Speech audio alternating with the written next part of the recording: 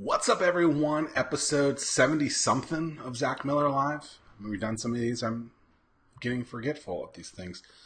Just rode my bike home from a meeting. But, as you know, the show must go on. And I'm running to another meeting after this. And I wanted to give you what I promised that I would do, which is a weekday video.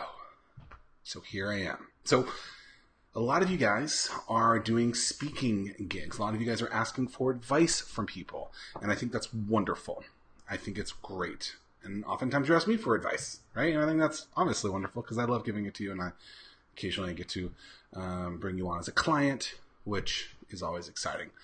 But there's something that needs to be said about advice. Number one, take in all the advice that you get. It's super important to get that information in. But then the key needs to happen. Sift through all that information.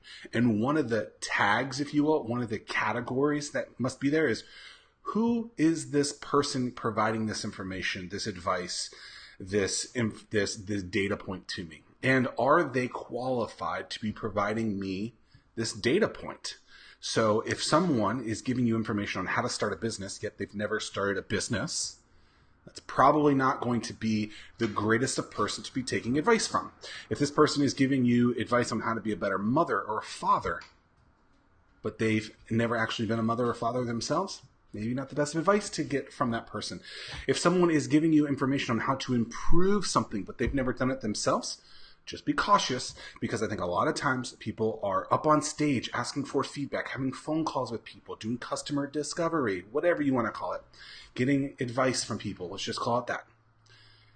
And it seems like great advice. But when you really boil it down, you recognize that the person providing that information actually isn't qualified enough to be giving that information, haven't lived it themselves. They don't, someone's like, oh, just hire this person, just fire this person. Oh, all you have to do is do it. There's a lot more into it than just that. And the people who usually say that are the people who have never done it themselves. So when you are asking for feedback, welcome it each and every time.